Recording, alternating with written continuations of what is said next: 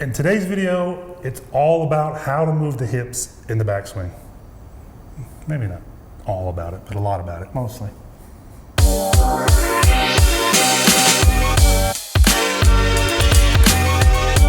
right, Sean, we got a great question from Grant Brasher. He wants to know, very simply, how do you move the hips in the backswing? Okay, so I'll go into a little more detail here than I normally would, just because he asked a specific question. So on the backswing, let me get in a setup position first. Put a line kind of against my hip here. And the first thing you're going to see is a little bit of shift in the hips going back. So I'd like to see a little bit of movement away from this line, a little shift to the right, so you kind of step on your right foot as you wind up to the top. If you turn correctly, let's just say for all intents and purposes, you get about 45 degrees of turn, you'll see this hip move away from this line. So that's the rotational part and a little bit of the lateral part. As you do that, if you move into this hip correctly, the right hip's going to get a little bit higher. Not only that, as I reach the top of the backswing, it's actually going to peel back towards the middle a little bit. So as I reach the top, as the arms are still going back, most of the time you'll see the pelvis going back. A little settling. A little settle, a little recentering, we call it sometimes. So that gives us the rotation and the tilts, right, and some of the lateral motion. Now, there's one more motion that I don't think is talked about very much. That's the bending forward and back of the pelvis.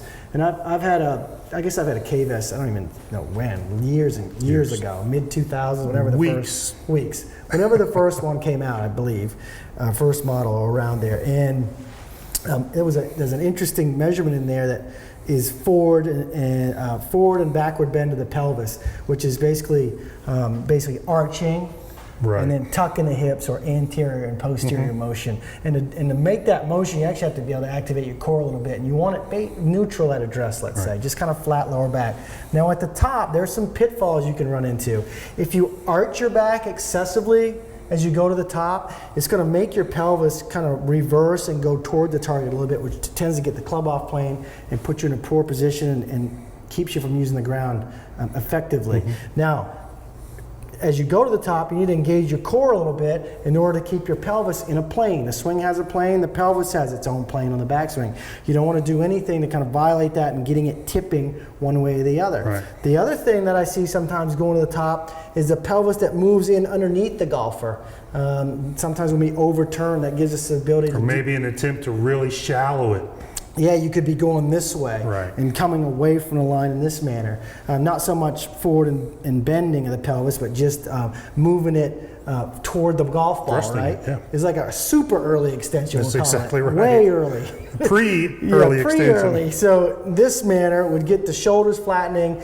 You'd be able to swing from the inside maybe, or you would start crashing the club over the top. No guarantees with that move. So yeah, so that motion in the backswing of forward and back bend, and also avoiding kind of this motion, moving toward the ball.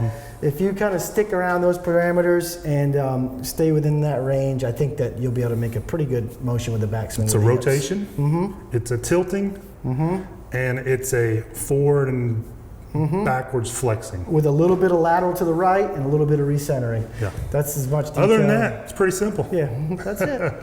So, now really, if you just pick up a ball and throw it, you're going to do all of that. That's the truth. But hopefully that provides you a little more detail, since that's the question that you asked. Great question.